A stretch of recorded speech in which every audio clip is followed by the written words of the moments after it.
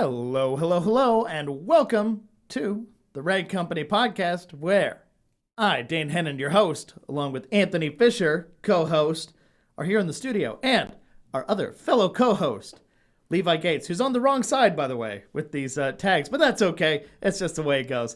Levi, you know the deal. You're also a part of this, so you're at home, though. And we can't hear you. That's going to be a problem. Oh, boy. Your audio's muted, Levi. Good start. All right. So before we deal with that situation, which I'm sure will be resolved in no time, this is just the way these things go. Anthony, would you like to do a little housekeeping for us? I'd love to just kind of start the show off with a bang. You know, something really exciting. Start the week off because, frankly, our computer situation has been a little iffy these last couple of weeks. And we're doing our best, but they just keep fighting back. Yeah, Dane, unfortunately, I don't have any good news for you. What? I mean, there is literally nothing new to talk about at all whatsoever. Okay. I mean, it's just another standard week here at the Rag Company where we just want to kind of hang out, relax, kick our feet up. It was Labor Day weekend, obviously, and so I don't think there's anything too exciting. Or am I wrong? I mean, it's weird. I don't recognize that bottle that's sitting in front of you. Bottle. There's a bottle there. What is this? Yeah, no, Levi, we can't hear you. I'm so sorry. That is really a shame. I can't hear Levi. Let me take a look at this. If we could hear him, he would love to talk about whatever this is. Yeah, so I'm going to jump to that here in just a second. Oh, okay. Because, we're just going to ignore that. Yeah, we're just going to ignore that just for a quick second because Labor Day weekend was just this weekend, right? And what did we have this weekend? We had a sale. I also accidentally came into work on Monday, so that was cool. Dane, that story of your life. So we had our sale. We had our Labor Day 20% off site-wide sale that actually ends today, if I'm correct. So I believe at this point in time, the sale is actually still happening, and it will be continuing until about midnight tonight, right? Oh, wow. So people still got a chance. Correct. So save 20% off site-wide minus wholesale cases at theragcompany.com using code LABOR20. Okay. So this would be a good time to stock up on towels, chemicals, accessories, other things like that you need to pick up for yourself because it's 20% off. I mean, makes sense. It makes sense. And we did have some pre-made kits on theragcompany.com, which included an Eagle kit, which was 6 Eagles and an RWB Cyclone mitt, red, white, and blue, for $25. Man. Like, insane deal, right? And then next to that, we had actually, I wouldn't call it a cheaper kit. I would call it it was more affordable, but it was our $15 kit. Oh, well, $15. Which included some more big hitters within our line. And so I think a lot of people picked up multiples of these kits because I think it was just too good of a deal. When people see a deal, they rarely just get one. They tend to stack it on. What was funny is that we only had a limited amount of these kits made. And so it was kind of just up to them to pick what you want, right? So I can't fault them. That was a big thing, and G. Davis enjoys my talk directly to the camera. Oh, yes. Sometimes I like to, really talk to the audience, really bring them in, have them stare into my eyes. You know who's not staring into our eyes now is Levi. Poor Levi, says Shelby Buck, and that's true. Yeah. We unfortunately couldn't hear him now. We could hear him before, so it was kind of off and on. But just to make sure that can you hear me now? We can hear him. We can hear that's him. Crazy. It's a voice. There he is. Oh, from my beyond. Goodness. Yeah, okay. so all I did was close vMix and then reopen it. And now now you guys can hear me. Shelby, thank you for feeling bad. I was literally yelling into the mic. I'm sure. What's funny why can't you hear me? The audience, like what Anthony did that one time. The audience probably heard you screaming, but we couldn't. So they're suffering, but we're just like, what? So I bet that was really confusing and traumatizing for whoever. Yeah. He's like, help, I'm getting robbed. Somebody, please. And we're like, we don't. What are you saying, Levi? We don't know. Levi, we understand. You're not here in the building, but you are in the MOSHQ. It looks like you're in your podcast room. Is that right? I am in the MOSHQ podcast studio. Very nice. It's full of all kinds of storage items. Got lots of totes, lots of shelving, some trinkets. I do have this is my stuff, like my personal trophies from over the years. Well, it makes sense. I'd be more confused if they were someone else's. thought I'd share some of them with you. This is a Dance Dance Revolution action figure that I got in Japan. I was going to say, wait, 2000. They make those? Yeah. They made them in Japan.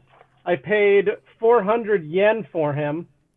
You can see him there. That's like what, 20 so bucks? This is Mr. DDR Man. Kind of looked like a pirate mixed with a leprechaun. I thought it was hilarious. Reminds me of my nights downtown at the balcony. I've got a couple old journals from my grandfather, things like that. Well, so, as we all know, really that famously... a lot of great... Go ahead, Dane.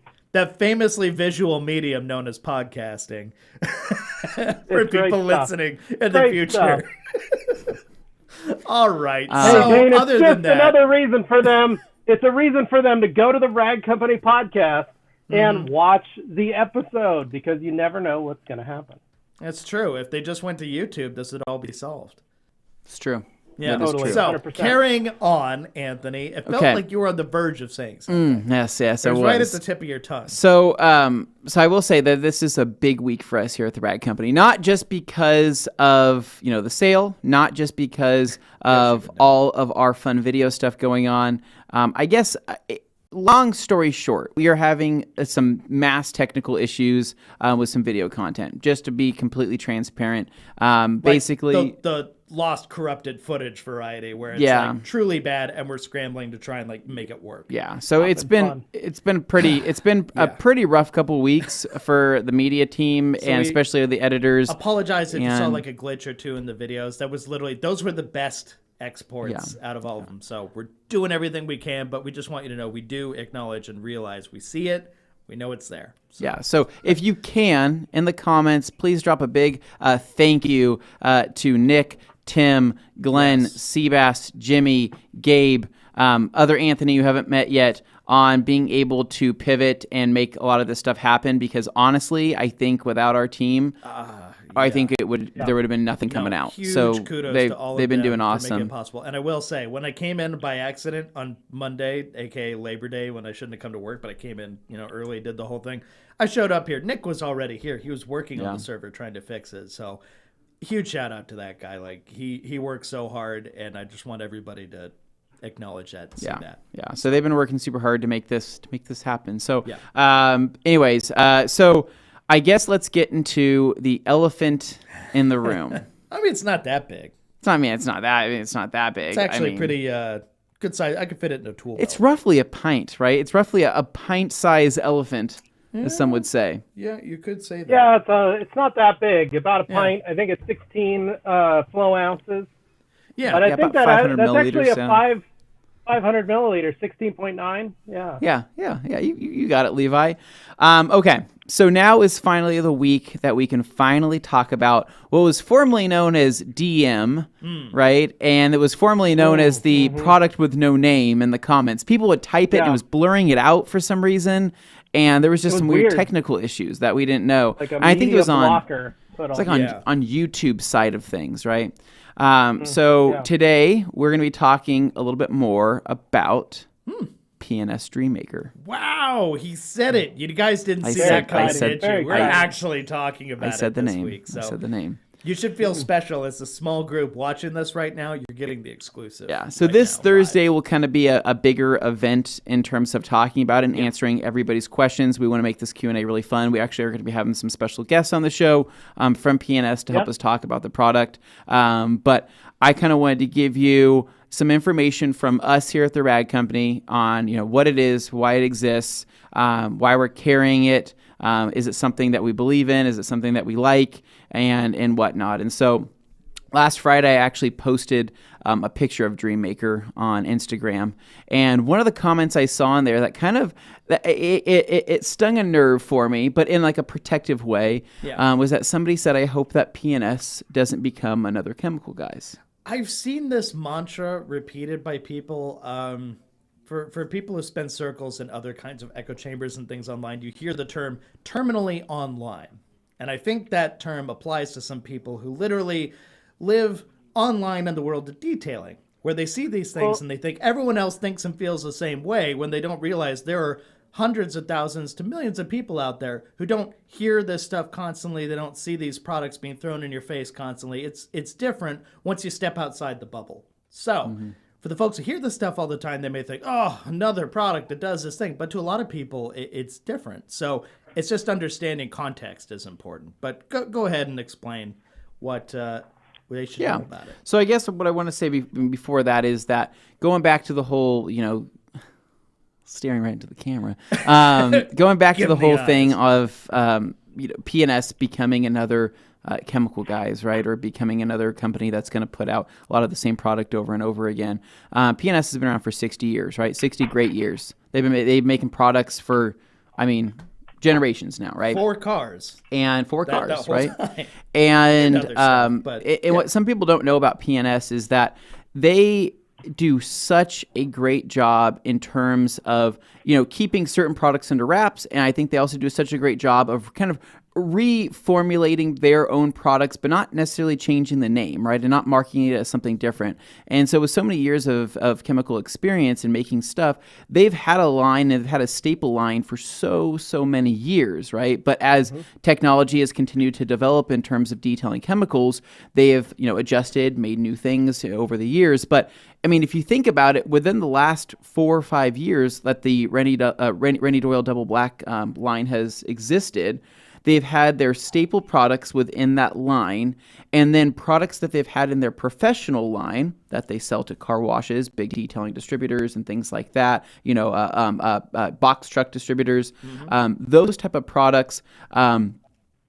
They've taken a couple of them, a handful of them, and they've put it into the Double Black line, but they did not change the chemical nature of it, and they didn't change the name half the time. They kept it the same name. It's still at heart the product that they began with. It's just an evolution of it. Yeah, so some people think like, oh, dynamic dressing, ready to use. What's that? Well, dynamic dressing has existed for a very long time, but right? We know from experience in the marketing world and stuff, oftentimes you'll find products are introduced with a new name, even if they're the same old product, just a reformulated version of it, because people have short attention spans, at least that's the assumption made, and they need to see something new for it to feel fresh and interesting. Even if it's a totally new product, but still based in the same vein, unless they give it a new name, people aren't excited about it. And that's where you have to fight that urge to like always put something new out there. But I think it takes a lot of courage to just keep the same name as much as it would be taking the risk of giving a new name to something. So there's different approaches and schools of thought on how that works. So to make things very simple, P&S has their professional line, right? Their Pro Series line that has been around, oh my God, for so many years, right? Probably just as long as I've been alive for, with a lot of the same chemical makeup and a lot of those things, right? And so from there, right, then they have the Rennie Doyle line, right? And they have everything that's kind of user-friendly. It's ready to use straight out of the bottle. It does come in gallons, 32 ounces, and pint sizes. And then from there, they have the Chemtrol line of products. And the Chemtrol line of products is different because those are the concentrated versions for their Chemtrol system and their Chemtrol system only. And what's interesting is that a lot of these products are different chemical makeup because they have to be made differently for that particular line that they're within. They've taken like I said, they've taken products from their original professional line. They have made it ready to use, and they've put it into their Double Black line. But they have not just relabeled and rebranded and things like that over and over again. So I just want to make that very clear, and I think they do a very good job. And in some people's eyes, some people might say that P&S might be a little more on the stagnant side of things, or on the slower side of you might chemical. Say like old school, or something like that. I just wouldn't. I wouldn't say. I don't know. I'm like, when I see the comments, like, I hope they don't turn to another chemical guys. I'm like, you realize that's like the freaking opposite of what P&S is. Yeah. Okay. Oh, sorry, Levi. I didn't see your hand there. Go for it. Well, I didn't want to interrupt you because I know it changes our audio, but. Those are all great points. And what a lot of people don't understand is you've got to remember a company that's made product for 61 years. They have certain products that almost fall in the cracks, right? So they have a product that maybe was used all the time 20 years ago or 15 years ago. And it's a great product, but it's never had the marketing behind it that some of the Double Black products get or the Chemtrol products get. And so a lot of them they've been going through the line and checking and looking and going, is this a good product? Is this still a viable product? It's a great seller. We haven't had to change it. What's the difference, now in terms of how it works, whether the technology still is viable and whether the product still works? And so, and Ed's got a good point. It is like the anti-chemical guy. That's one of the cool things about PNS is those products are there. And if you look at like a product like Clarity Cream has been a legacy product, as they refer to it. It's been around for years, but it was hidden in the professional line. It was known as, PC 461. In fact, I have a bottle of the original bottle here at my house before it became moved to the double black line. And for that, it was like, oh my gosh, we've made this product for years. Let's change the name, let's change the label, and let's actually give this product the spotlight in which it deserves. And so there are some products that they are taking and moving up towards what is the peak of their lineup, which is the double black. So they're taking their best products that they've been making for years and moving some of them there. However, many are brand new products, and that's the beauty of the double black system, is they're able to utilize that for some of the best products and some of the nicest products. Rags to Riches for one of them. That's in the double black line. So a great brand, great product, and it's been able to get moved up there because it is really the best microfiber detergent. Yeah. And so basically they have the perfect combination of kind of new and innovative things, such as Bead Maker, right? That was very innovative in terms of the first product kind of being in that realm. But then a lot of their legacy products, honestly, they're already made. They were just taking it and making it a more consumer-friendly size or version, right? Making it a little bit easier to understand. Because like Levi knows, back in 20, 30, 40 years ago, detailing chemical names literally were numbers. 045 LP1, 2072 JR15, right? They were just alphanumeric numbers, and people referred to them as that, right? Just like our it wasn't until recent years that products really started having their own names, right, and being able to market those names, just like our towels, right? If Dane, what's the SKU for the Eagle Edgeless? 41016-1616-EL-B. My favorite towel. I love that towel. It's such a good towel. I haven't had to think of that in a while. How the heck would I just say that to somebody every single time? You literally go like the blue one, and they're like, "What blue one?" And you're like, the fluffy one." The fluffy one, and they're like, "Okay, you're narrowing it down a little bit, but I still have this many." It's like, okay, so just give it a name. And the thing is, I don't want to bag on chemical guys, but I feel like people use that in a negative term because we know that chemical guys becomes shorthand is for some very kind much of argument. But I don't want to rag on them because they got their own way of doing stuff. They do a lot of good marketing. You know what? At the end of the day, if you're using that versus something that's like from the dollar store or something, at least you're using something you know is going to work. Maybe it's not the best at a particular thing, but you know it's going to work. Yeah. Rather than some like homemade remedy that could potentially damage stuff, even though you read online that it doesn't. Yeah. We'll see how that works. I'm gonna go grab that bottle of Clarity Cream. Sure. So I just wanted to give people some background information there because I think a lot of people, they don't really understand. And I think what those comments really come from, it comes from a lot of the younger audience that are getting newer into detailing, right? Because I think a lot of the newbies that come into here, they see their perception is only what's been around for the last couple of years, right? And so they see this stuff and they think, oh my God, wow, I got into detailing just a couple of years ago and this has been a crazy explosion of things. And I'm like, dude, it's their whole world. This is all you've seen is in the last couple of years. All right, there you go. Yeah, there you go. Glass Cream. Yeah. They're one of the legacy products. Good example. DS or D250Q. What a great name. Yeah. I'm sure going to remember that. So, clarifying cream. Clarity cream is much better. So, yeah.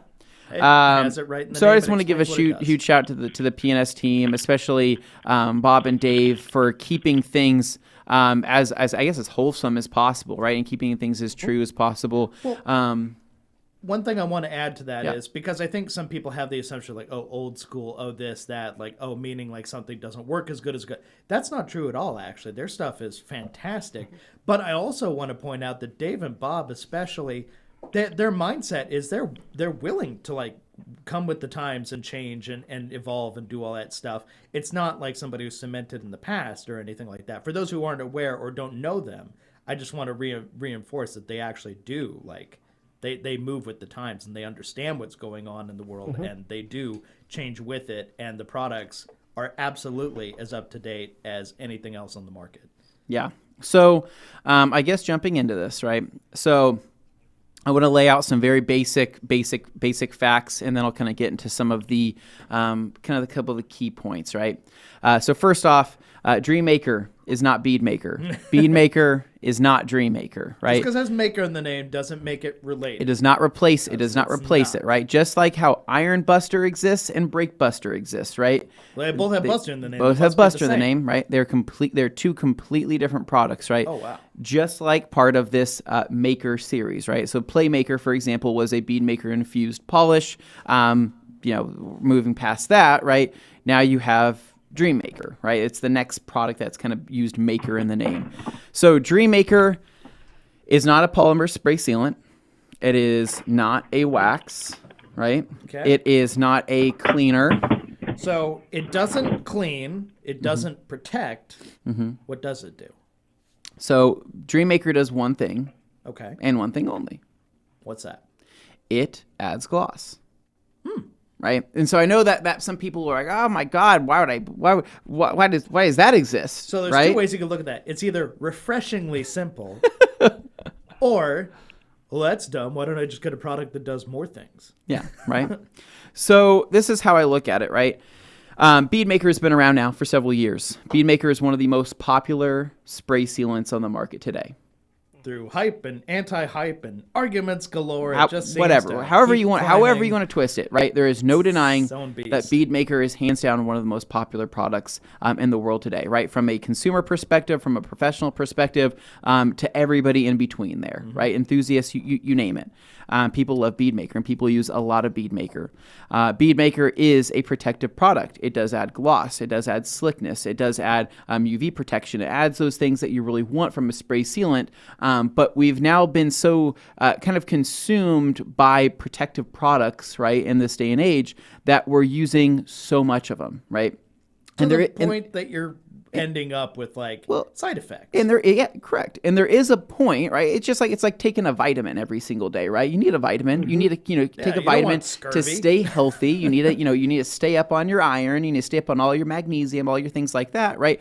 But the second you start taking too much of a vitamin, right, you start to have negative side effects. And that's where with any protective product, with any vitamin that you're taking, that's when you are going to start seeing kind of diminishing returns there. And coming from me saying this, if you use too much Bead Maker, if you use Bead Maker every day, every week, and you do a heavy application, or if you use any other protective product out there, you are going to have buildup on the paint, and you're going to start seeing streaks. It may not happen right away, but it will happen. It will happen. If you do it enough times, it will happen. Trust me. Yeah.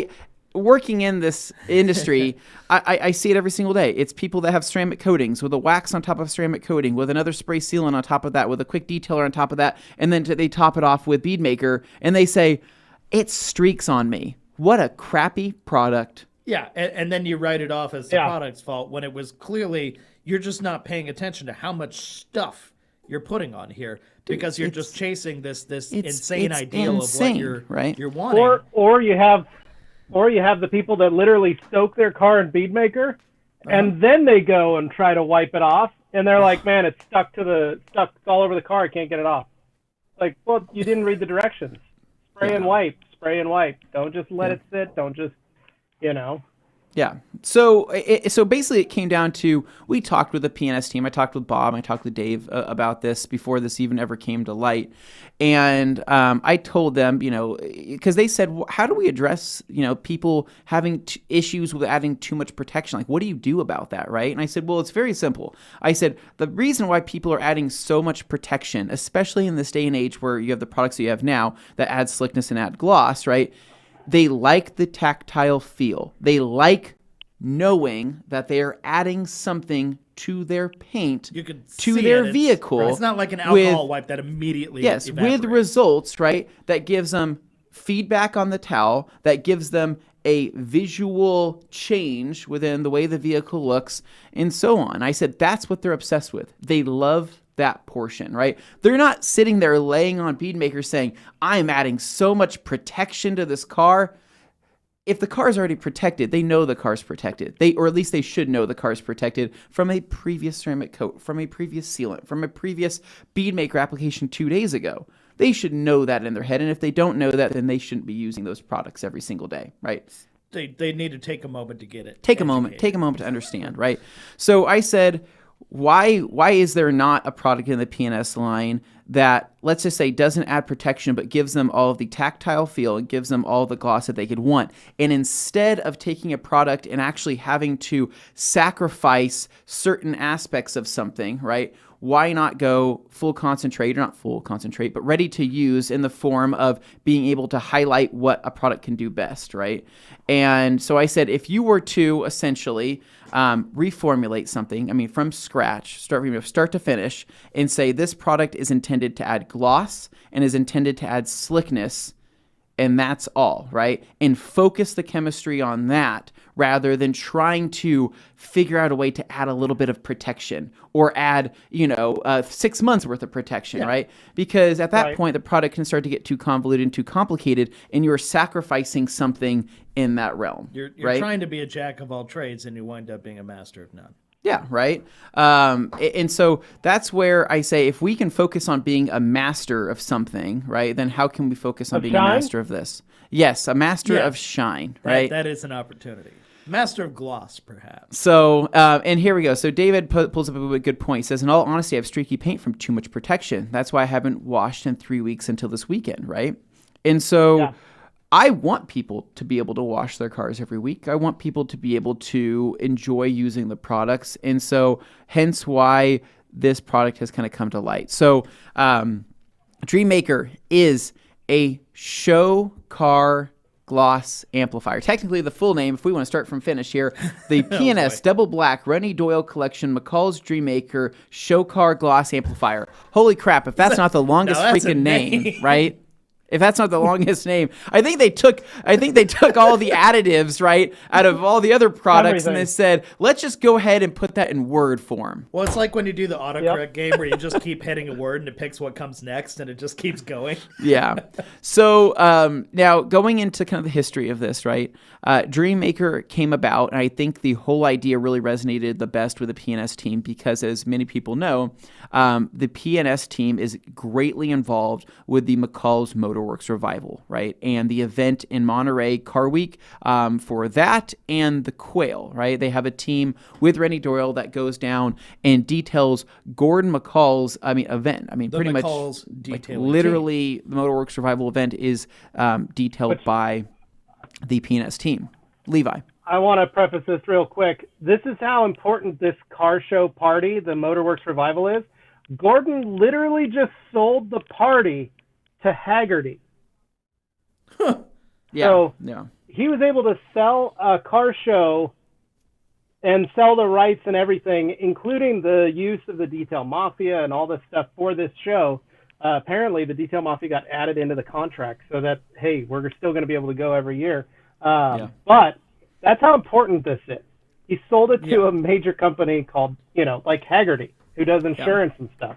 So, he's been doing mad moves on like YouTube and stuff lately too. Like they are growing. So that's where, because of these events, right? The Quail. We're talking about literally some of the most prestigious events in the world, right? The P&S team has been going down there, detailing their cars, adding BeadMaker, right, to these cars and making them look awesome.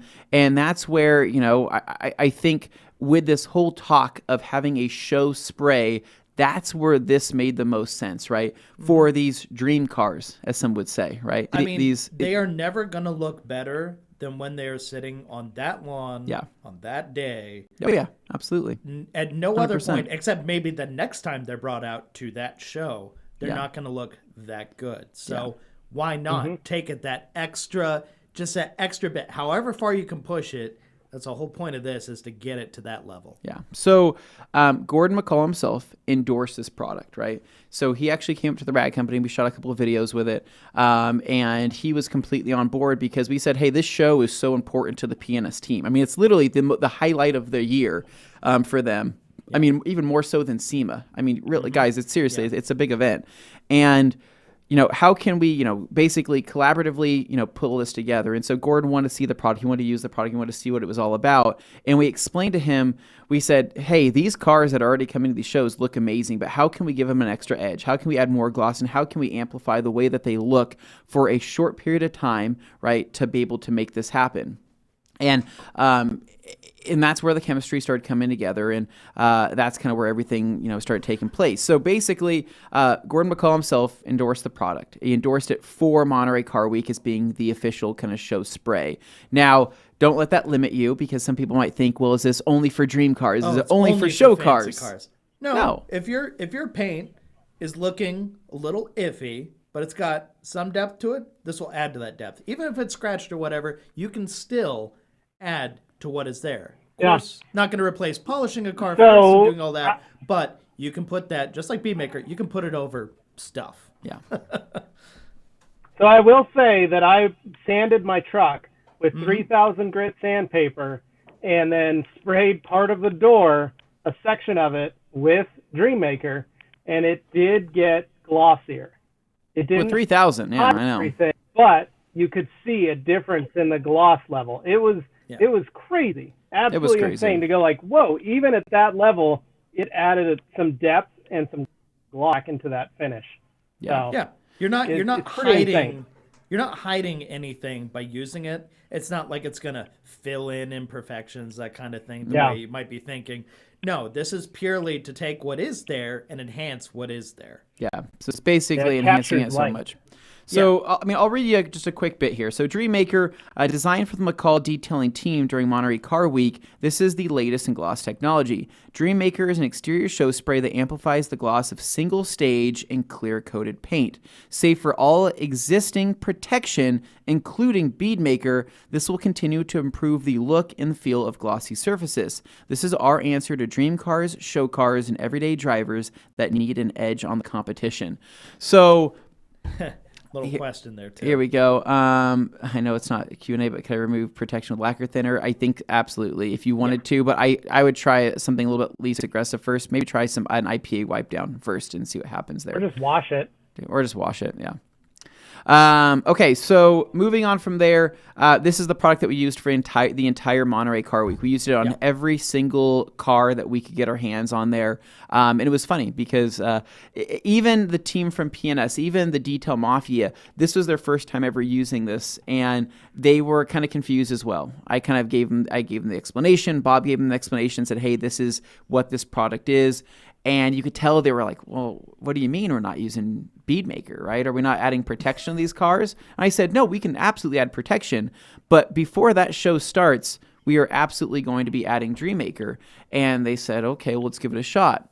So basically, within 24 hours, there was a Beadmaker application and a Dreammaker application. These cars looked insane. I mean, when I say insane, I mean insane. Even being that most of these cars did not receive a polish. They did not receive a correction. They did not receive anything like that. Overcast day, and these cars were actually like glowing in some cases. It was insane. It is insane. And so we used it on every single car there. And it's funny because, Dreammaker says here on the bottle to give an edge on the competition, right? So you take your car to a show or you're getting it prepped for a photo shoot. Well, if every single damn car has Dreammaker on it, it's kind of hard to separate it from the rest. But, in the case of Monterey Car Week, I think it's okay to have every car looking pretty good. So, from a chemistry chemistry perspective, Dreammaker does not have any major protection additives, right? So, we're telling people that typically you'll get probably a wash out of it. You'll get about a week's worth of protection, and it's not meant to be a long-term product. No, it's not meant to be long-term, but what's nice is that it gets you into the next wash where you can reapply. So my procedure lately, right, for since this product, we've had it now for 6 months, has been Beadmaker once a month. Yeah. Dreammaker every single other wash after that. So basically I'm using Dreammaker roughly 3 times a week, and I'm using Beadmaker 1 time a month, right? And that gets me my protection. It continues to improve the longevity, and I can still get my mix of the two.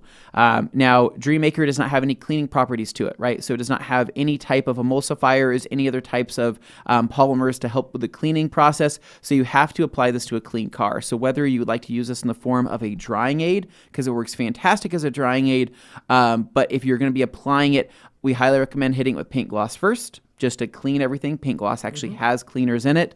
And then Dreammaker over the top is going to really pop the gloss. And that's what we ended up doing actually at most of Monterey. And I think there was some confusion. I've seen people talking online where they're like, well, how does this compare to paint gloss? Not knowing what this product is, but kind of like taking context clues and figure, oh, it does something to gloss.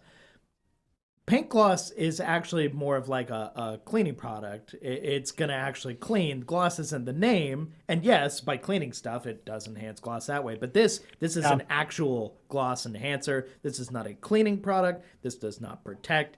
It is purely for taking whatever your car looks like in its current state clean and giving it that extra degree that you can't get any other way, because it makes no bones about being anything else. It's not trying to be a long-term sealant. It's not distracting itself with other like priorities. It is all about gloss, and that's all it does.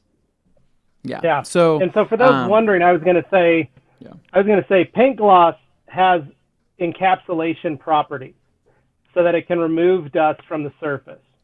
Dreammaker has protection properties to protect the surface.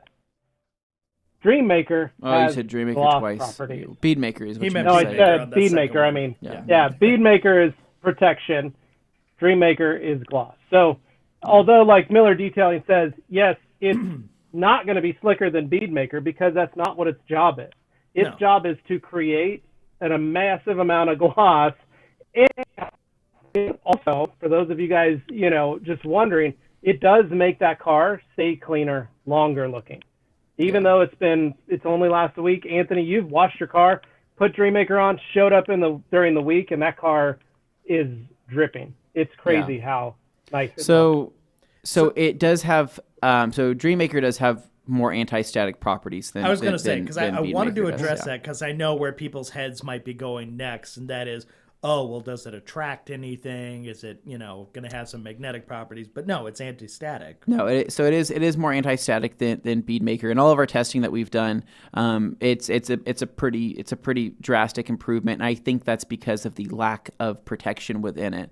And I think that in some cases, many protective products, even quick detailers that add protection, short-term and or long-term, I think that there is something that actually attracts dust for a period of time until the product really sets up and cures. And so in our case, Dreammaker flashes off extremely fast and does provide the anti-static almost immediately. And so now really quick, one of the most important parts about the Dreammaker application, because people aren't going to get this. They're not going to understand this. So literally listen to me saying this right now. This is referring to Miller's comment here. When we made Dreammaker, or not when we made it, when we worked with PNS and they were making Dreammaker and sending us different test batches and things like that, they said, hey, find a towel that works the best with this product. Yes. Our FTW is the towel for Dreammaker. It is the towel so much that we do have something special on the way in terms of a specific towel for Dreammaker. But the FTW, whether it's in orange or blue, is going to be the answer because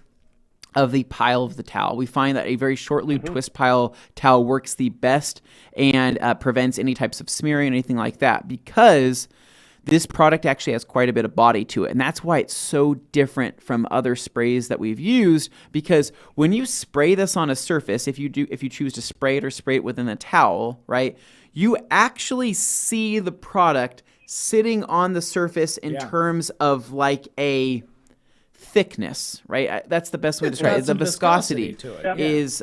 is much thicker than that of Beadmaker. And so when you see that thickness, you'll know why that you're actually adding something that's going to be adding gloss. So taking a towel that has the ability to level in a shorter pile is going to be the best thing you can do. Using something like an Eagle, using something like a Pluffle or anything really high piled and fluffy would potentially create streaking issues. Now, That's not because there might be too much protection on the car. That honestly might just be because you didn't level it properly. And some people don't understand that there is actually a lack of, how do I say this in a way that makes sense? The product can set up on the surface for, it can sit on its own for quite some time, but it needs to be knocked down. That's the key, right? It's not one of those products that you spray on and it might flash off due to the alcohols on its own and kind of disappear. This is a product that adds like a physical layer of something that you're going to have to knock down. So you could do that. But basically, exterior paint work, you're good to go. I wouldn't put it on matte paint. I wouldn't put it on satin paint. I would put it on anything glossy. Chrome, freaking amazing on chrome. Like it's like ungodly on chrome. Yeah, it's you can hit all your trim work. You can hit glass with it if you like to hit glass. I don't think it replaces the glass cleaner, so I think you should definitely use your glass. And yeah, so basically avoid any high piled towel just because of the product Miller thickness discovered alone. That through our talk. Oh, there we go. Yeah, 500 GSM towel. I had a hunch. Yeah, so that's too thick. You need it. Well, not in terms of GSM. 500 GSM is fine. It's the pile length. So go with a shorter pile. Towel, but it just has to have a shorter pile. The other reason is the reason we chose the FTW is because of the absorbency of that towel. So that towel can actually hold a lot more liquid. And what we find is people will tend to spray, and Miller, you probably did this where you sprayed, and then when you were using that Eagle, it doesn't absorb as much as, say, an FTW does. And so you were leaving liquid on the surface. You weren't fully pulling all the surface, the liquid off that surface. And so that's the other reason to use the FTW is because of its absorbency, so that it can pull it back into the towel where it needs to go. So now going into the way that the product feels, I think that with an FTW, it absolutely does feel just as slick as Beadmaker. Basically, in terms of like the surface tension, it has some of the similar modifiers in there to allow a very slick feel. Now, some people, it's interesting because on certain cars that have been ceramic coated that had previous protection, or even Beadmaker from a week ago that we've used it on, it feels like insanely slick. Like it feels like Starsky and Hutch slick. You slide across the hood, you're good to go. Now, in terms of like maybe a naked car, right, or a car that's contaminated, it may not feel as slick because the paint's contaminated, or maybe it's just the finish isn't as nice, right? Maybe try a different product. But in all of the testing that we did, we actually used the Subaru as a big test bed for a long time there. And we were doing a Beadmaker application instantaneously followed by a Dreammaker application, because we really need to see if people are, I don't want to call them like someone out there is gonna do it. It's just people are gonna try think everything. Of all the goofy ways someone may try and like, I found a detail hack, you know. So I just started doing everything. And the car was coated. Yeah. So I just did everything that I thought a customer would do. And I never had any major issues. I mean, like seriously, it really comes down to the pile of the towel, which is the most important thing for the Dreammaker application. And I highly suggest using the 2-towel method. So if you can pick up 2 FTWs, spray it on, apply it, take another towel, knock it down, you're good to go. The other cool thing about Dreammaker is that it's not going to clog your towels. Say that deeper into the mic. Can I get that camera to focus on me? Well, your mic wasn't even pointed at your mouth. I wanted to look into the camera as I said this, but yes, Dreammaker is not going to clog your towels. Hallelujah. That's nice. I will say one thing, that if all of you guys watched the Cheap Car Challenge this weekend, every single one of our cars had Dreammaker on it.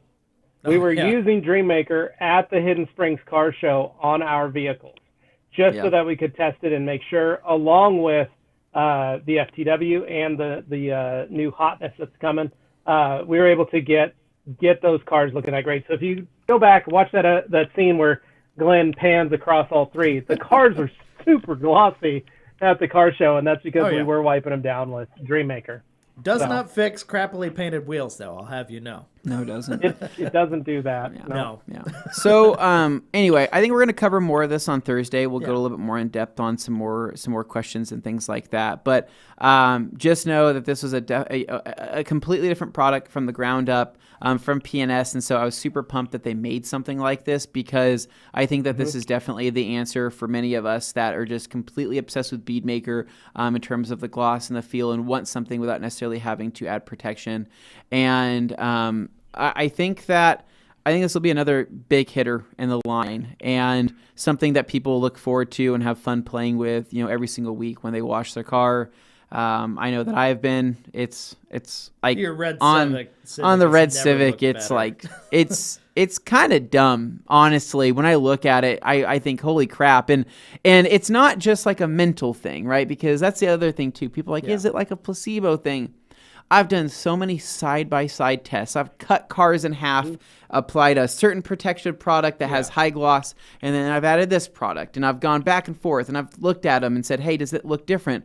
And what's very interesting is if you do a tape line on your vehicle, on a clean car, Perfectly and clean, and apply, could even be equally polished. and apply Dreammaker to one side, you can literally see the difference once you remove the tape. Well, that's what very crazy. Saying this it's right crazy. now, I'm calling it right now. Within 3 months from now, I suspect we'll see a video from like John over at Forensic or Brian over at Apex or one of these detailing channels. They're going to do these side-by-side comparisons. Somebody's going to whip out a gloss meter and say it's this much or blah, blah, blah. I look forward to seeing those things, because just in eye comparison, just looking at it, there is definitely a difference. It's not just something where you're like trying to convince you that, no, just look for yourself. It's not an expensive product. So, I mean, everybody should feel free to try it out. For those of us, and I will also say those of us that have wrapped vehicles, it adds a crazy level of gloss to vinyl as well. So if you have a vinyl wrapped car, it works just fine on there as well. So. I want to address this one right here. Humberto, it can. Yes, it can. It's actually great at it. Yeah, we were out in direct sunlight at Monterey Car Week applying this in the heat of the day in direct sunlight. It had no issues. It was hot panels in some cases. Hot panels. Didn't matter. It worked. It was awesome, man. Yeah. It was so cool. And it's also kind of, I don't know what's the word that you want to call it, where if you do have like a high spot somewhere where you've applied it, just spray a little bit more and it knocks it down. So it's able to kind of eat itself as well and help level itself. All right, this is the last one we'll touch on. So actually, there's one more though. So Danny Israel actually asked. He said, "Congrats on the new DM. Is it similar to Showstopper?" So this is something that people that remember Showstopper might ask, and we kind of, the best way to explain this is that we knew what Showstopper was capable of. We knew that it was a good gloss amplifier in terms of what it was able to do. But what was interesting though is that the team at PNS, right, said, okay, so we know that product has existed. How can we make a better version of that? And then also be able to add slickness and add even more gloss. And so they started from the ground up and essentially made something that was even better. The idea, the principle, the goal is the same. Yeah. It's just taking that idea and running even further with it. Yeah. And I told them, I said, hey, slickness is extremely important to consumers. And so they said, okay, well, let's make a slicker, more amazing gloss amplifier. The same way another company may make a protection product or any of that. This is a gloss product. It does that. So, in that way, it's in a similar vein. Yeah. So while Showstopper was an awesome product, I still freaking love it. I still have a bottle of it at my house. If you got it around, use it. It didn't scratch that itch in terms of feel. Whereas this does, and so I think that this is really going to take off. So this definitely has more body. Ed said really quick, last question here on this. I says I may have missed it. Did you guys mention when you can order it? Will it be available by the gallon? So Dreammaker. I think the plan is that it's going to be available later this week. I think roughly, keep an eye out. I think Thursday is when it's going to be available. And don't quote us on it, but at the same time, we're pretty sure that's around that time frame. And you're going to want to order it from us because there's a couple of other distributors that have it. But you're going to want to order it from us because we have the key to the application. The towels. The towels. Just wait. It's going to be awesome. But and we're gonna kind of create some towels. kits. That's the important thing. Not just any towel, the right towels. And then the second question here: will it be available by the gallon? Ed, this is completely up to the customers. I mean, honestly, if this product sells, if it sells like hotcakes and people love it and they're demanding more and they're using a ton of it, absolutely that we're going to bring it in by the gallons. But just know the thing is, it kind of sucks from I guess a business perspective, because a little goes a long way. Yeah, realistically, it does. It's the opposite of what you would think. When it comes to using it as a drying aid, I tell people 2 sprays per panel as a drying aid. As a product on its own, 1 to 2 sprays per panel, depending how large the panel is. I highly recommend pre-spraying into the towel just to get it to spread a little bit easier, and then having a secondary towel to knock it down in case you have any high spots on it. I'm excited. I'm excited to see people consider yourselves love it. Teased. All right. Yeah. All right. So let's talk about our weekends now that we've totally led the show with that. Okay. Frankly, surprise, I hope, for a lot of you, but a good one, I think. Yeah. Levi, you're on the horn here. You've got the disconnect. Why don't we let you go first, and then we'll follow up here so that we don't get lost in so there we back go. And forth. That works. Okay, so you guys are probably wondering why I'm home. Well, super fun. Friday, Augie, we got an email from the school. Well, the principal called Carly and said, there's one of the kids in Augie's pod got exposed, or his kids got exposed out of those 4, and one of the kids actually tested positive for COVID. So basically, Augie we had to bring him home. And I talked to Jeff and Carolyn, and we all the 4 of us, the family, had to quarantine. Thankfully, none of us have had any symptoms since Friday evening. So we're now going on, today's the 4th day. No symptoms. I went and got a PCR test this morning. Augie has taken 2 PCR tests. My wife and daughter are both good.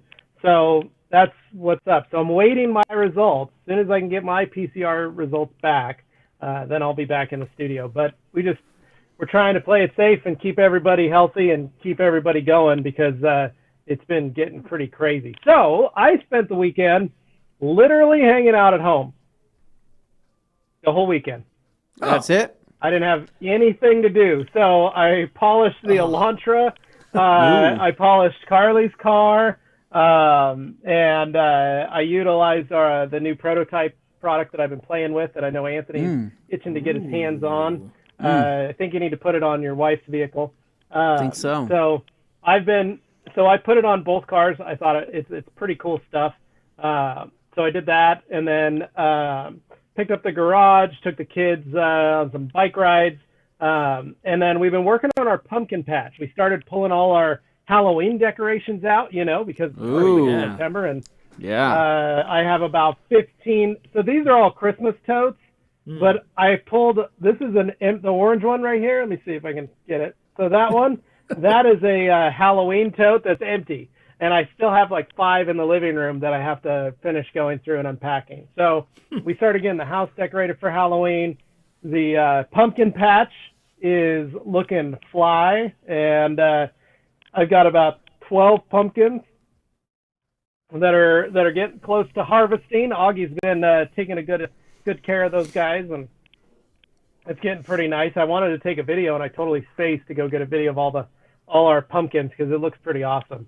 But that's been it. It's been a very boring weekend because we haven't been able to really go do anything, and so we've just been kind of hanging out. And that was, I was supposed to go to the car show on Saturday, the Mustang car show, and same thing. Parents, your folks said, "Hey, don't worry about it, just stay home." So yeah. Levi, did anything happen on Friday night that you were excited about? Oh, Friday? Any new shows or anything like that, or any new series? Yeah. Apparently, Anthony knows something I don't. So What We Do in the Shadows came out Thursday night, and so Carly and I watched both episodes on Friday night, and laughed so hard, had a great time watching it, enjoying it, and then we also watched last night the newest Wellington Paranormal. So really great combination of the same world of shows, TV. But yeah, so we did that, and what else? We just kind of chilled out, watched some movies, watched some TV, ate a lot of pizza. Don't know why, but we ate a lot of pizza this weekend. But yeah, pretty normal. So me and Augie getting to hang out today. So we're just waiting our results. So we'll see what happens. So right on. Dane, Well, best of luck on that. How about you go next, because my voice is a little hoarse. That's from, okay. So last Dream week Maker. I was in a similar boat to where Levi is now, where just by virtue of being in the same home as someone who was potentially exposed to someone who, you get the idea. We took precautionary measures because I actually had some like sniffles and a sore throat and stuff. Didn't know where that was going to go. I ended up getting a test on Friday, and then I got my results basically late that night. And they just kept me, away from work for the latter part of the week, so I wasn't around for that. So apologies for that, but that's the way it goes. You're just taking it safe. We don't want to get anybody around here sick. We're just doing everything we can to ensure everybody's safe. But knowing that, we had that car show that was going to happen this weekend, the Mustang show, and we were supposed to look around and like pick a car that we felt would be worthy of an award coming from us, a company who sells detailing products. Mm-hmm. So that required finding a vehicle that looked the part, right? I mean, you go to car shows, sometimes it's a little iffy. And since I got my results back and I was in the clear Friday night, my parents said, you know what, even though we told the others not to go, can you please go in lieu of us, because we have to go attend a HOA meeting thing where they have to go talk about some stuff.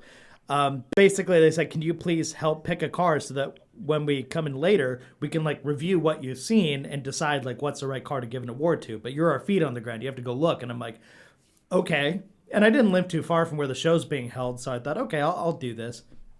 I didn't realize quite how big the show would actually be. There was probably a good, I'd safely say at least 300, 400, maybe even 500 cars there. Pretty sizable turnout. But 500. It was like there was over 500 cars.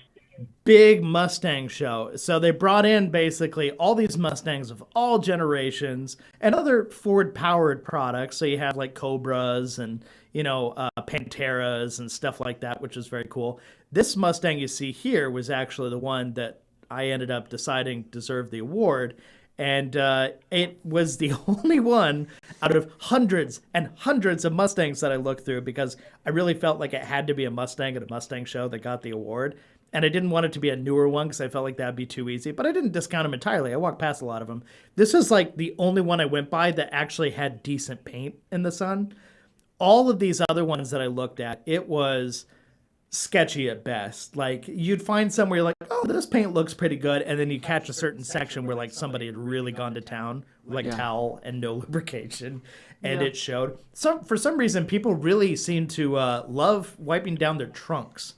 Like more than the hood, more than the quarters, anything like that. The trunks are where all the marks were, and I just saw swirls because they're pulling their chairs out. Yeah, and I understand. Like out of the three of us, I'm not the detailer, but I've spent enough time around you guys. I've got the eye for it now. I can see this stuff. So even if something looks pretty good, I feel like I've got a discerning enough eye. I can see when things are really bad. Yeah. And it was mostly rough. I'll be honest. Like just the way a lot of these guys took care of the cars. They clearly loved them. They clearly thought they were taking good care of them, but it just showed a lot of neglect. That's my favorite. This one's fun. I love this. Guy was like a big autocrosser, must have hit a pole or something. And he just threw on the tags there. He knows the joke. But I thought it was actually a pretty good-natured crowd. The cars were cool. There was a lot of stuff there. They had a whole section where it was like all Bullet Mustangs. So like every generation they've done a special edition of the Bullet Mustangs. But then also like the original cars meant to look like replicas of the original Steve McQueen Bullet car, which I thought was cool. But what I found interesting on that front was like how many different interpretations there were of the color green that car was in Bullet. Because some people had some very different ideas of what that green was supposed to look like.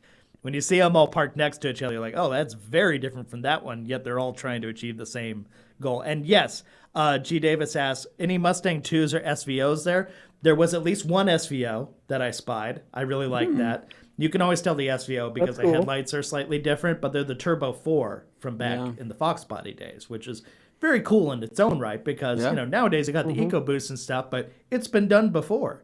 And Mustang 2s, I saw surprisingly few of those. However, if I recall, I did see a King Cobra version of a Mustang 2, which was kind of hilarious because you don't see those very often.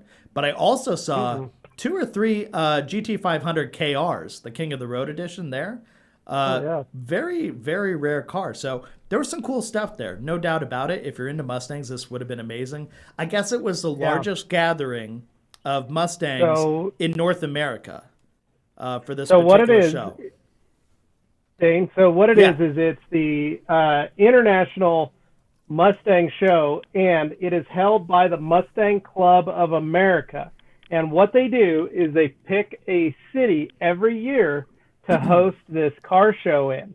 And so this year there was supposed to be more from Canada and other countries, but because of COVID, there's a lot of, travel restrictions. So this was a lot smaller, but last year was canceled, but they had picked Boise to be one of the cities. And so that's why the show happened this year. And it happens at a different place every year they pick. And what they do is they ask the local Mustang club when their city is chosen to put on the show. So the Boise, Treasure Valley chapter is the one that actually put the show on. Yep. And so they had the Treasure Valley Mustang Club put the show on for all the people. And they had one of the Mustang designers there. They bring in, they try to get as many different representatives and big names in the Mustang world and Ford performance stuff and things there to help really sell the show because of how actually it's pretty cool that it came to Boise and happened here, but they try to get all the different folks around to be able to do that. And so who knows? Keep an eye out. It might come to your city next. Very well could. So, I actually enjoyed myself there more than I thought I would because I'm like, oh, it's Mustangs. It's all the same car. How much variety is there really going to be? I was impressed. There was a lot of variety, both old and new paint, all over the place. I especially liked there was an entire row of just Mach 1s, but like every generation going down the line. And I've got David here asking about Cobra Rs. Now, there's a few Cobra Rs. You had like the Fox Body Cobra R, and then you got the New Edge Cobra R, which is probably the one you're thinking of, where it's got the kind of like high wing on the back. It's got the little side exhaust and stuff.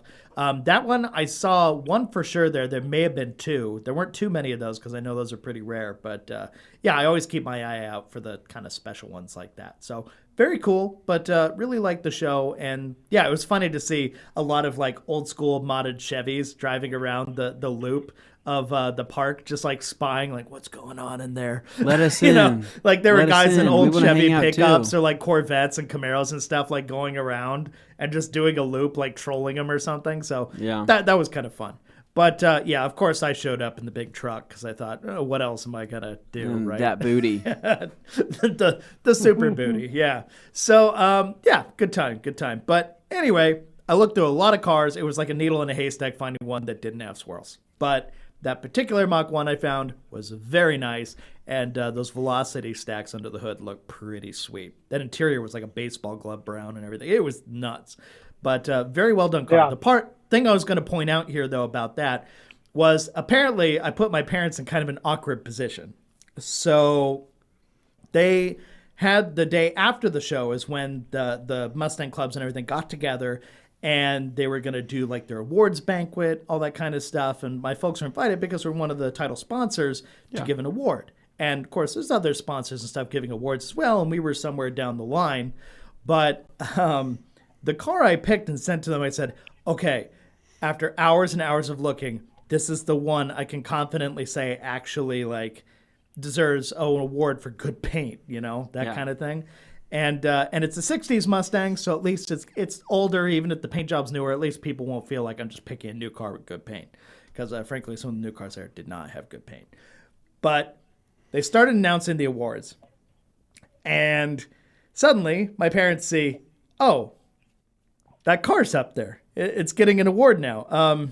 Okay, well, it's a fluke. Just one, right?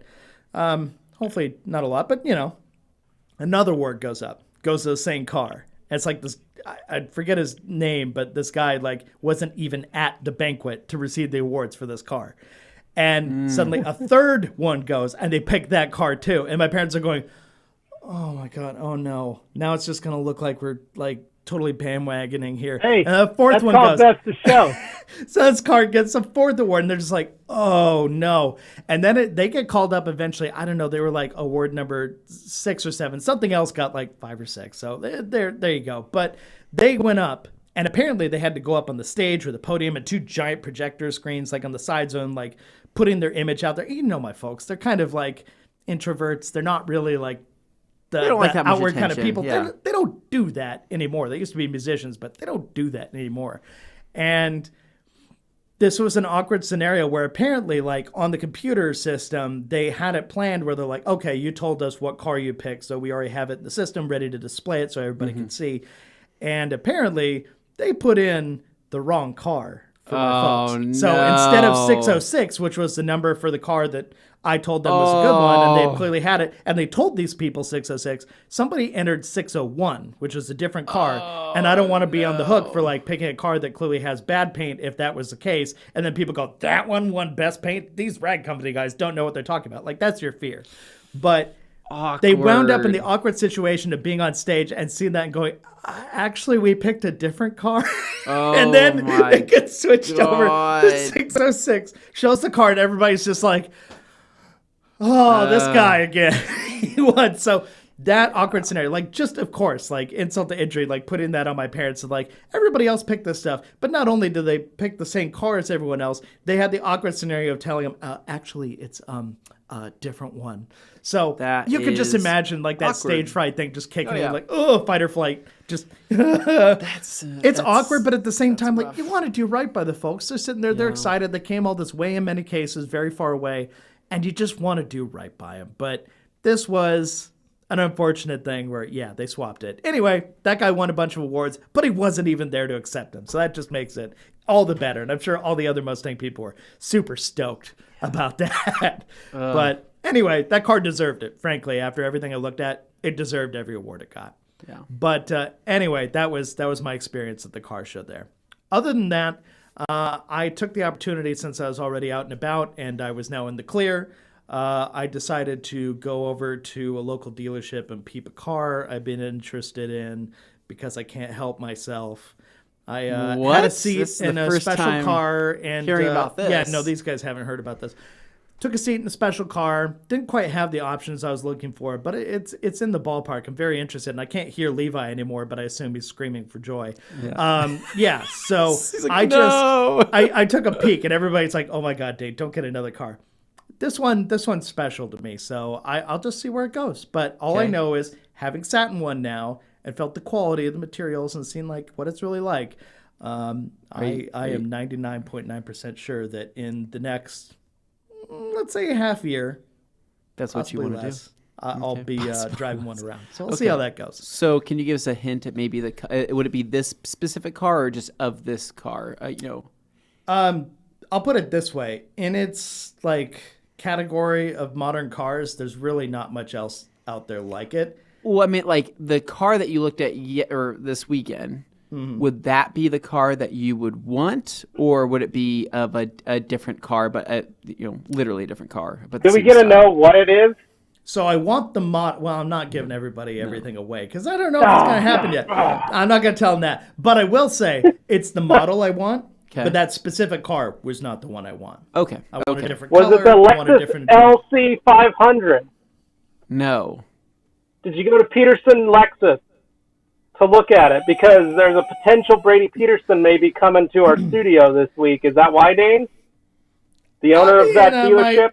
Okay, you can just blow it here. I might have talked to some folks there. A guy named Rashid. Levi is literally the worst. Like, literally, you could keep a secret and try to build hype. Locked at home, and I know more about this than anybody. Yeah, there could literally be like the biggest secret in the world, and you could be like, "Wow, I hope nobody guesses this, even though everybody's in the know." And Levi will ruin that for everybody. So the thing about that was, and I like G Davis's guess because you know what, that is a Toyota branded product with 2 doors. A 93 Toyota Tercel. Could be a sedan, could be a coupe. But in this case, yes, I was looking at an LC 500 because I think I may be better suited for a car like that than I am for the big truck. So I'm not made of money, I went from 6 to midnight. Truck, and it translates across. But then I know what you're going to ask next. You're like, so then you're going to have 2 cars that are impractical. Yes, that's exactly what I was going to ask.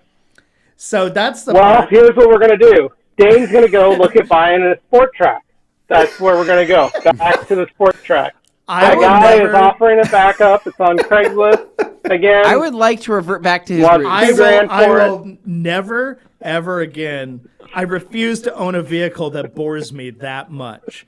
I don't know what I was thinking other than I need something practical to haul this toilet out of a backyard to the dump. I just need to get this thing out of here. Yeah, I'm not doing that again. The Montero, for all its faults, was fun to drive. I don't care what anybody says. It was like a dune buggy. I enjoyed it. Everybody else hated it, but I enjoyed it. But no, I am not going back to that again. However, there is a part of my brain that says, just see how it goes. Maybe have both for a little while. It seems a little crazy. Just see how it goes. And when it snows outside, you're going to regret it. But just hope it doesn't snow. Maybe come up with another plan. But I have some alternative ideas in place because I told myself if I ever got another car that I've already owned before, if I were to get one of them again, it was going to be probably the Honda Element or the Miata. Those are the two where I'm just like, yeah. But obviously the Miata wouldn't make sense in this case. The Honda Element, however, could. Yeah. And if I were to look for one, I could look for a really nice one, possibly with the e-camper mod, where it's got that Westphalia-style pop-top roof. Yeah. They're not cheap. They hold their value. But at that point, it's like, okay, I have other cars. Because for me, it's all about slots in the driveway, right? I got 2 slots. I'm not trying to own more cars now. I'm really trying to pare it down. Now I have options. I can like rotate, but one has to satisfy a practical slot and one has to satisfy the sporty fun slot. And how I lay that out is up to me, but it's just mentally that's how it works. I have to work within those categories. Yes. But I said the same thing for myself too, and then I have now you have like now I have 5-6 vehicles. Many. That sucks. I still have like 2 spots open in my garage. I need to do something. Yeah.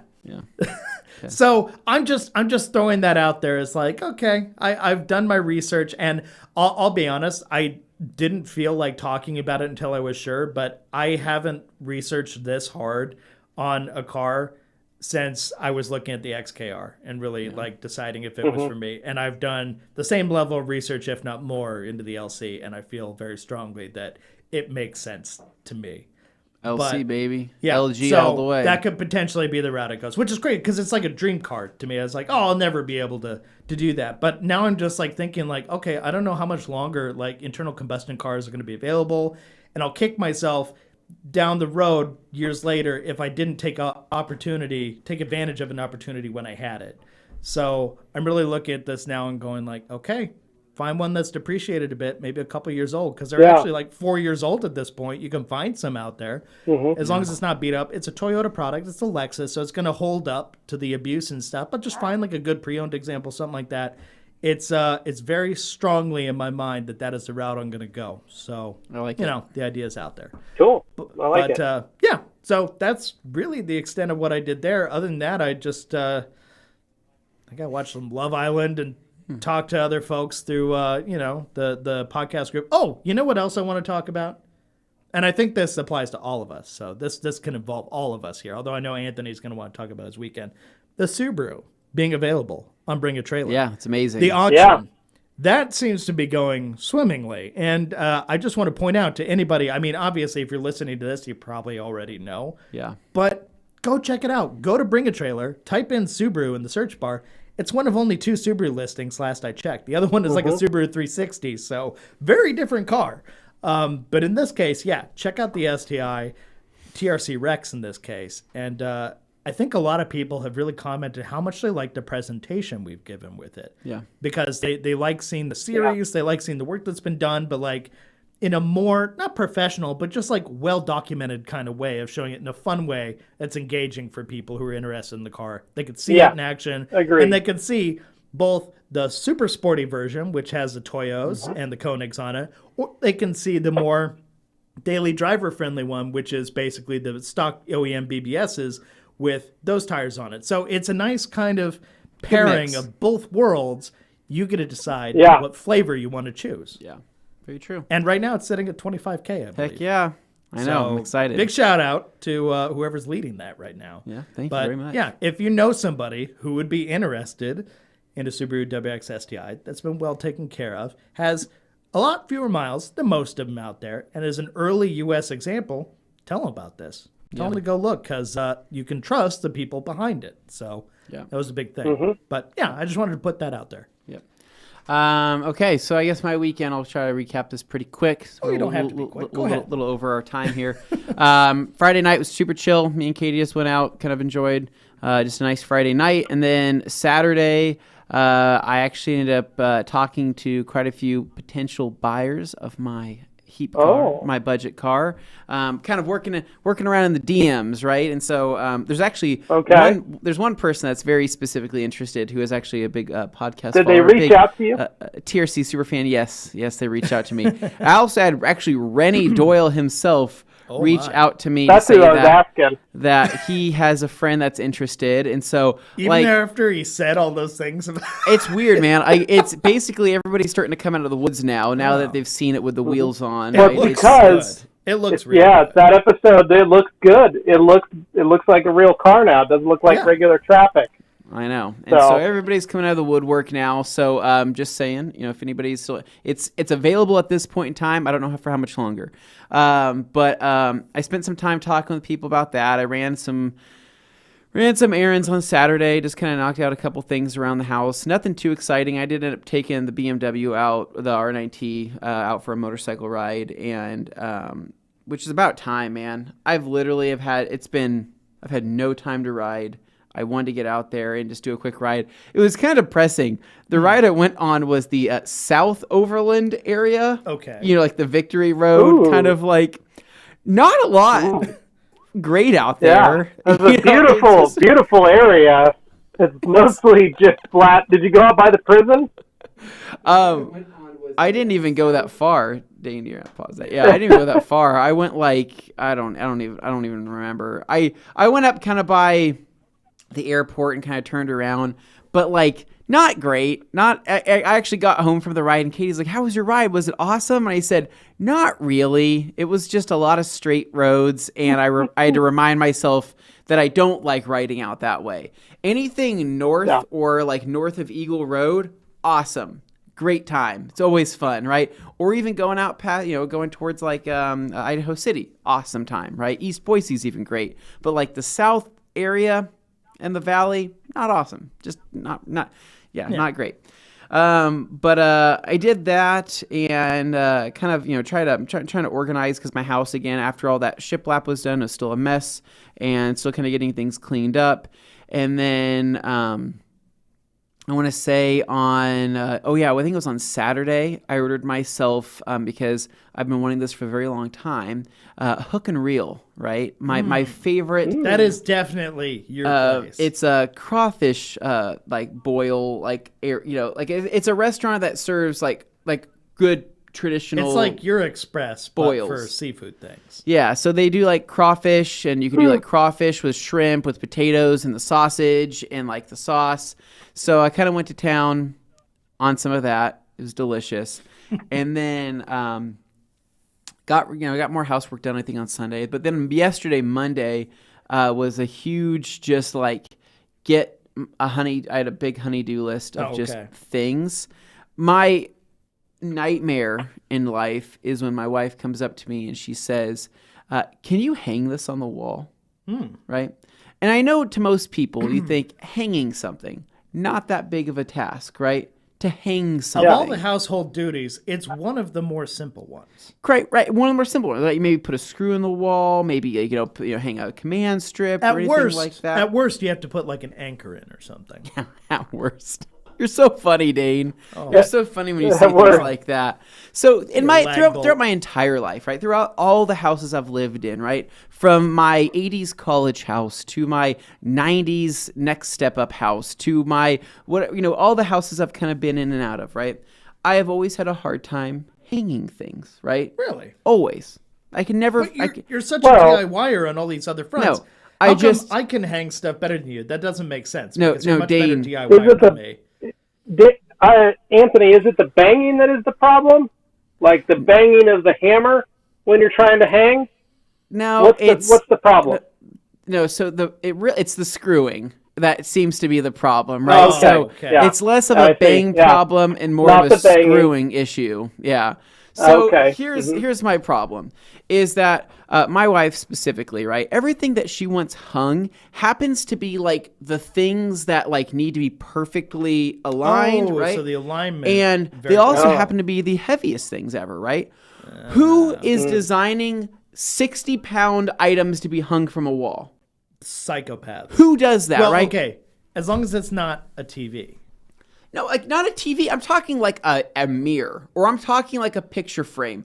Nothing should weigh that much that goes on a wall. Are these ever. Picture frames like solid oak? What's Yes, going on? Dane. Oak. Literally. They So shouldn't be. It is infuriating because floating shelves, right, shouldn't be that hard, right? Mirrors shouldn't be that hard. Hooks shouldn't even be hard, right? My problem is, though, is that I go into every one of these projects with like fear in my eyes, right? Because the thing is that my wife likes to do is I love her to death. And you know what? Today's actually our anniversary. So I'm going to throw that out there, right? Before any of this. I love you. If you're watching this, it is our anniversary. 2 years, baby. And so my favorite thing is when I put a hole in the wall and I put something there and she goes, "Oh, I kind of hate that." And then you're like, well, if I move it, it's gonna show. And then I say, "What do you mean you hate it?" Because I have to patch that wall now, and I have there are holes in my house. I have to from fill 2011. it. I have to fill it and redo Screw it. And I'm very much one of those people that I don't like putting holes in the wall. I just don't like doing. I like command strips for everything, right?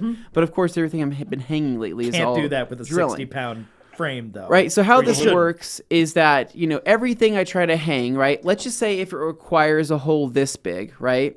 By the time I'm done with it is about that big, right? Which is about an analogy for everything else in my life. And so basically starts this big, ends up this big, not good, right? So I start with the smallest anchor. Oh, no, I pushed it through. Next anchor. Oh, no, I pushed that through an accident. Next anchor. Now I pushed that through. The structural integrity of that drywall is just disintegrating as with you go. every single time I go and do something. And honestly, I probably shouldn't be using an impact driver to drill things in, right? Maybe that's some of True. it.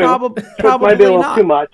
Yeah, probably not. It's probably the shaking of Yeah. the impacting of happening. That's a lot. I don't know. It's too much for some walls to handle. So I spent all of my last night going through multiple different anchors just to have to go to the store twice to get 2 different types of anchors to be able to hang some floating shelves. I got the floating shelves. They look great. They're very sturdy now. But one thing I will say, 3M, right? For anybody looking to hang a mirror or anything that has like a hook style thing on the back of it, 3M makes it's called the claw. And what it is a metal bracket that kind of angles like this, right? And sticks into the drywall. And so it angles downwards, right? So it actually goes into the drywall and leaves the tiniest little indentation, right? So it's like a slit. Yeah, it's super dude, awesome. Holds up to 50 pounds. Buy them all day long. Do you hammer it in or how's No, that? it presses in. You literally just press it. So like a into the wall. thumbtack, Yeah. just. Oh wow! It's I got have not sharp seen edges. that. Amazing. Huh? Honestly, It's like pushing a razor blade into your wall. buy them. Why did I say that They're like like Sean they're like Connery? $5. They're like $5 a piece. But ended up doing that. And then last night was actually. G's comment. Unfortunately, all my comments disappeared. That's why you heard that thing playing. I was trying to fix it earlier, so I can't see them. There we go. Oh, okay, Yeah. there it is. That's very true, G. And then last night was an important night for me because I needed to perfect my Tony's Wings recipe before our big day here, hopefully within the next week or two, for when we make the next episode of Dane Eats. Now, my wing recipe has come together pretty well, but unfortunately I had to move the operation to the garage because my wife is tired of the stinky buffalo sauce, right? But you say stinky. Stinky I hate that word, by the way, but so she doesn't like so the smell of buffalo because she thinks it smells too vinegary, too nostrily, right? So, or however you describe it. It just how does she stings the feel about nostrils. Carolina Gold barbecue? So she likes like honey barbecue. Oh, I could cook honey barbecue wings all day Carolina long. Gold is a little different. But I am, I'm sure, Dane. Yeah, but I'm not. kind of like Chick-fil-A sauce. Oh, okay. Yeah, But I need that acidity in With my some life, vinegar right? So I need added, the pickle yeah. juice. I need all my extra stuff I put into my wings. So I moved the wing operation to the garage. At this point, right, it is now a full-blown garage wing operation. So what we need is now more air fryers, and we need more, hopefully, neighbors, right, to be able to come over. Do you need and me to start bring mine buying- in? Yes, preferably, Levi. Okay. Yeah, so maybe we do basically, it is going to be a complete garage wing operation where we need to sign up for a DoorDash driver and an Uber Eats driver to start delivering these things. So right? is this like a test batch or? Okay. So this batch that I did last night was actually a different style. So normally I put them on racks and do the wings on racks and then flip them, right? Okay. Last night I actually used the tray that the air fryer has with a rotating spinner. Right? Oh. Sit and spin, baby. Right? I don't have one of those. Basically, what it does is it actually moves the wings around as they're frying. So they like rotate, but then rotate on the rotating axis? Yes. Oh, wow. Fancy. Well, it kind of spins them in this way. I don't know how to describe it. But so it's what like I a did really last fancy night. 7-Eleven counter. Yeah. So some changes I made is now because I feel like you're going to be a person that wants floured wings. You want crunch. I like right? the breaded. You like breaded. Yeah. So I've been experimenting with enriched wheat flour more, but I feel like the enriched wheat flour seems to absorb the buffalo sauce in the form that it starts to get soggy if you don't eat it fast enough. Oh. Right? Kind of. It just reduces the crunch. So I think Gotta I'm going to have that start crunch. experimenting with, I think it's not potato flour, but like potato starch. Something like that, right? Yeah. So, but anyways, I'm going to try to really crisp these things up. But what I did, dry buffalo seasoning, right? Mixed in with garlic powder, mixed in with a little bit of salt, Himalayan sea salt, black pepper, right? Breaded the wings that way, right? Air fried them. After air frying them, mix them in my famous buffalo pickle juice combination. And then after that, I re-hit them again with a dry buffalo seasoning, right? Oh. Now, for perfection, I should have re-air fried them on the rack just for a minute, just to really sink in that flavor. But I just want to try like the wet rub on it or the wet sauce on it and see how it went. Mm-hmm. So I ate my wings last night next to my wife's 4Runner in the garage on a little sad I saw you table. had a little booch on the table. Yeah, with a kombucha by myself, and I was watching a YouTube video. So it was kind of sad because I'm I was going to say, eating- the scene you were setting looked like kind of picturesque, but also seeing the car there, I'm like, oh, if I were to just zoom out and stand back a little, this is a very sad scene. Yeah, very sad. But I was sitting on my Viper chair though, so that was nice. Oh, okay. But it was sad. I was eating in the garage by myself, and I go inside. Katie asked me, "How are your wings in the garage?" And I said, "I really wish I could have enjoyed them in my kitchen if you weren't such a Nazi about the buffalo smell. Because again, if it was barbecue, she wouldn't care, but the buffalo, she's not about it." So, anyways, that's it, man. That was it. That was my weekend. So, Okay. happy anniversary to my wife, and I hope she enjoys the flowers that I sent her. Because I If remembered. she's listening to this, you better tell her you love her so she doesn't think you're complaining too much. All right, Dane, I think that's it. We're at a minute or an hour and a half, so let's go ahead and I feel that. take it away. Once again, guys, thank you so much. Gals, thank you so much for listening, for watching, for joining us along on these journeys. Every single week, it's a new adventure, and some of us spend it here, some of us at home, like Levi.